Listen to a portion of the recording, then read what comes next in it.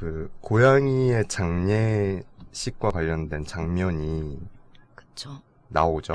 어쨌든 첫 번째 고양이와 두 두 번째 번째 고양이. 고양이의 죽음 이후에. 그래서 이게 순서대로 첫 번째 고양이에 대한 얘기가 나오고 두 번째 고양이에 대한 얘기가 나온 게 아니라 시작 자체는 두 번째 고양이가 죽은 그 장면, 그날부터 시작하죠. 이제 시작이 되고, 하지만 두 번째 고양이 장례식 아닌 첫 번째 고양이의 장례식 장면으로 이제 화자인 희은의 관점에서 얘기가 진행이 바로 되죠. 근데 어떠셨어요? 저 여기 읽다가 울었어요, 처음에. 아, 정말요? 책을 못 읽겠더라고, 너무 아파가지고. 그래서 덮었었죠. 까미님은 그럴 수 있을 것 같아요. 저는 아직은 생각하고 싶지 않은 영역이라서 알지만 언젠가는 내가 마주하게 될 거라는 걸 알지만 쳐다보지 않고 그냥 내일이 아닌 것처럼 떨어져서 보게 되는 것 같았어요. 그래서 얼마나 그 아프고 슬플지 얼마나 또 미안한 감정이 들지 그걸 상상을 잘 못하겠더라고요. 사실 저는 책 읽으면서 여기에 그 희은이 생각했던 거, 느꼈던 거, 이게 다 그대로 고스란히 왜냐면 저도 이제 고양이를 떠나보낸 경험이 있기 때문에 그때에 제가 굉장히 미안했던 마음들 같은 게 여기에 다 죽여요. 진짜 저는 그날의 공기 냄새도 다 떠올릴 수가 있어요. 잊혀지지가 않더라고요. 그래서 이 장면이 잘 묘사가 되어 있어요. 되게 잘 돼 있죠. 되게 잘 되어 있고 네. 그래서 17쪽에서 18쪽에 맨 처음에 이제 그 어디서부터 얘기를 해야 되나? 이 부분이 힘들어, 이게. 힘들죠. 저는 읽으면서 물론 마음도 아프고 한데 제일 많이 생각난 건 사실 까미님이 제일 많이 생각났어요. 정말로 까미님이 많이 생각이 났고 왜 생각이 났냐면 뭐 이런 과정 고양이가 병원에 있고 그리고 마지막을 함께 보내고 장례를 치르는 이런 과정도 과정이지만 그 뒤에 겪는 희은의 심리적인 변화들이 있잖아요. 모든 상황이 첫 번째 고양이인 치거리에 맞춰가지고 그렇게 흘러가야 되고 나의 치거리가 무지개 다리를 건넜는데 왜 나한테 이런 위로도 안 해주고 뭐 이런 격양되는 감정이 되면서 나중에 분노 막 이렇게 치닫잖아요. 맞아요. 그러다가 희은이 치거리가 무지개 다리를 건넌 사실들을 이제 알렸어요. 몇몇 지인들한테 알렸는데 동물을 기르지 않는 친구들은 이해하지 못했고 기르는 친구들의 위로는 달콤했지만 부족했다 라고 표현하는 문장이 있는데 정말 와닿았어요. 제가 까미님을 정말 부족했겠구나. 너무 와닿았죠. 입장이 바뀐다고 했을 때 나도 그럴까? 그러겠지 라는 생각을 하게 되더라고요. 되게 뭉클하네.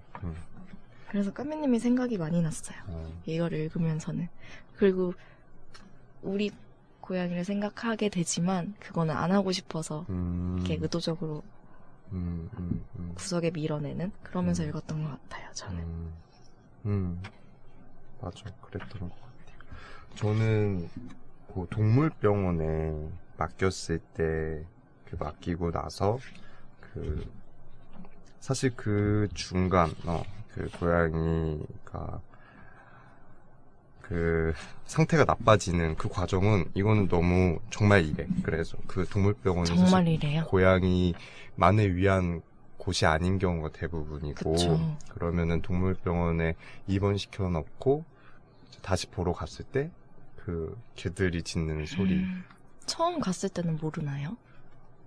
사실 모를 수가 없지. 왜냐면 개들이 짖는 소리가 어디선가 들리니까 당연히 그럴 거라고 생각하는데 그것까지 생각이 미치지 못하는 거죠. 일단 첫째는 나아질 거야 라는 생각이 있고 두 번째 내가 데리고 있을 수는 없으니까 병원에 있어야만 하니까 그 상태가 나빠질 거라고 생각하지 않으니까 그쵸, 나아질 그쵸. 거라고 믿고 이 정도는 버텨주겠지라고 생각을 하는데 막상 이제 갔을 때 애는 상태가 나빠져 있고 이런 소리가 이런 들리면 환경에서. 그러면 자괴감이 드는 거지. 근데 그 묘사가 잘 되어 있더라고요. 그쵸.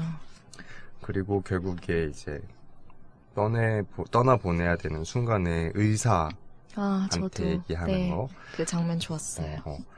여기에 그렇게 적혀 있거든요.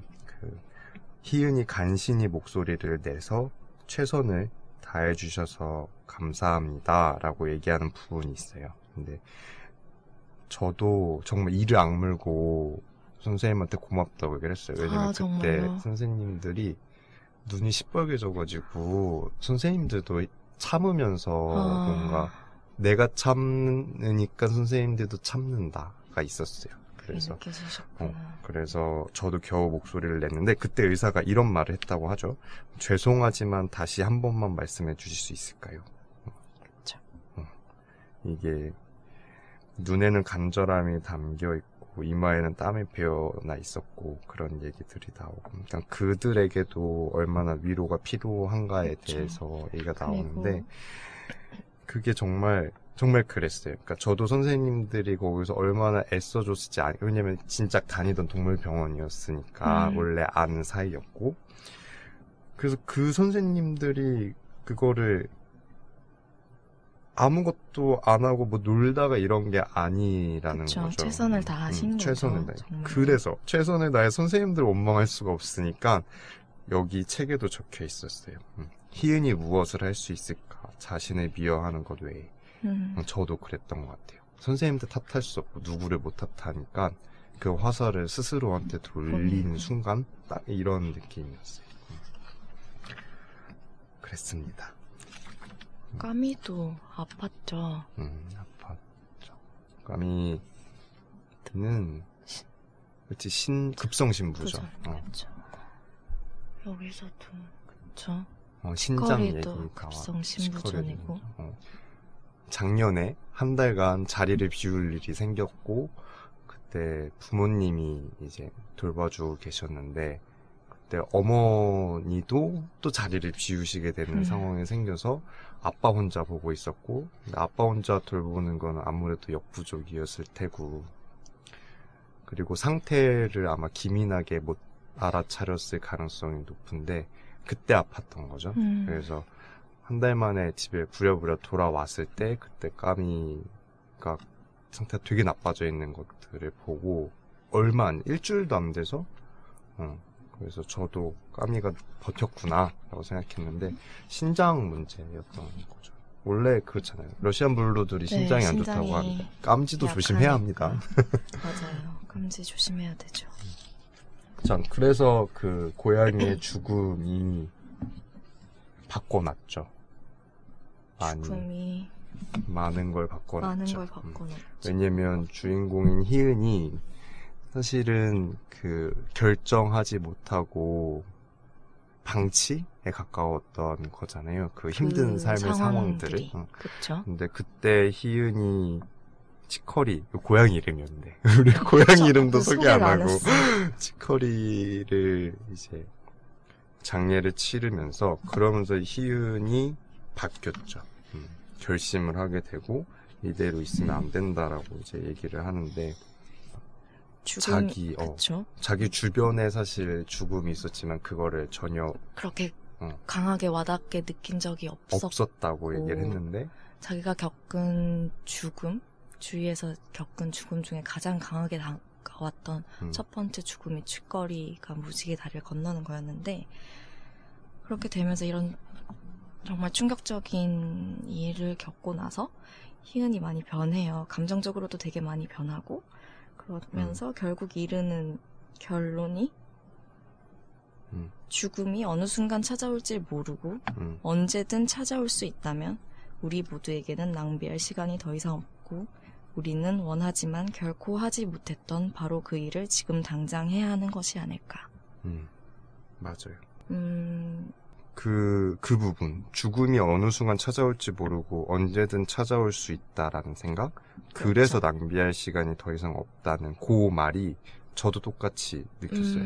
그러니까 혹시 있어요? 주변에 가까운 지인의 저는 아직 죽음을 겪어본? 없어요. 그렇게 와닿는 뭐 나의 일처럼 느껴서 뭐 감정이 흔들린다거나 아니면 나의 생활이 흔들린다거나 아니면 뭔가 못 보던 거를 보게 되면서 이렇게 변화하게 되는 그런 계기가 됐던 죽음은 없었던 것 같아요. 아직까지는.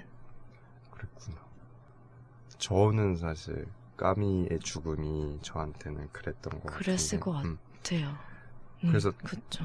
그 뒤에 아시잖아요. 저 독립하고 막 그래서 더 그런 집에서 뛰쳐나오고. 행보들을 그러니까 여기도 희은이 행동으로 옮기신 거구나.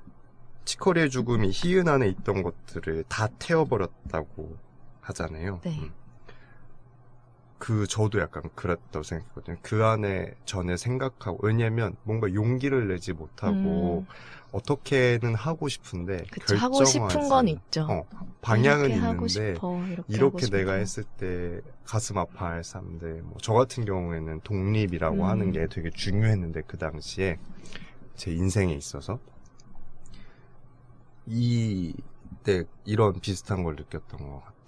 그러니까 이렇게 죽음이 쉽게 찾아올 수 있는데 여기서 내가 가고자 하는 방향으로 못 가고 주저할 만한 여유가 어딨어? 라는 생각이 들면서 확 질렀던 계기가 됐던 것 같아요. 그래서 이 부분 되게 절절했어요. 저는 공감을 못하나 봐요. 왜냐하면은 처음 읽었을 때는 이렇게 소설을 한 3번 정도 되게 곱씹으면서 읽었는데 나도 처음 읽었을 때는 되게 가볍게 읽게 되잖아요. 그리고 두 번째, 세 번째 읽으면서 이제 못 봤던 것도 보고 이제 못 느꼈던 것도 느끼게 되는데 처음에는 정말 가볍게 읽었던 것 같아요. 그래서 정말 이렇게 변할까? 그 죽음이 정말 사람을 이렇게 변화시킬 수 있을까? 까지 생각을 했단 말이죠. 그래서 이게 소설이니까 그런 게 아닐까라고 생각했는데 아니구나. 정말 저는 아직 상상이 좀 잘 안 돼요. 그러니까 저는 지금까지 살면서 죽음이란 걸 의식해 본 적이 거의 없었어요. 그러니까 뭐 어렸을 때부터 사실 의식할 일도 그렇게 많지는 않고 생각을 해보더라도 묻어두잖아요. 만약에 정말 나의 사랑하는 가족을 생각했을 때도 언젠가는 부모님 말씀을 드리자면 언젠가는 헤어질 수 있지만 그 순간을 생각하진 않잖아요. 언젠간 오겠지만 지금은 아니야. 당분간은 아니야. 계속 이렇게 하고 묻어둔단 말이야. 안 본단 말이죠. 그래서 죽음을 그렇게 가까이서 정말 내 일처럼 경험해본 적도 없고 그래서 그 일 때문에 이렇게 사람이 변할 수 있을까? 물론 변할 수 있겠죠, 당연히. 그게 어떤 이의 죽음이냐에 따라 당연히 다를 텐데 아직까지는 공감을 많이 못하는 것 같아요.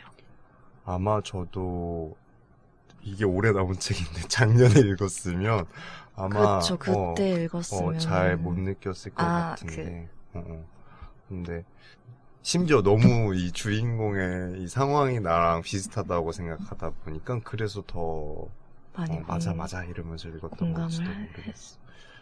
사실은 그 공간에 까미가 있었던 것 때문에 나오고 싶었다라고 생각을 하고 있었는데 책을 읽으면서 이랬던 것 같아.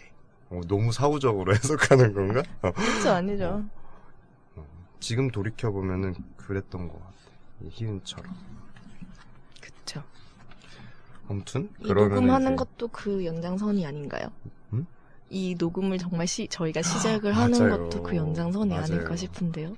제가 독립을 11월에 하고 11월에 우리 녹음하자라고 내가 얘기를 꺼냈고 변했어요. 까미님. 나 변했어.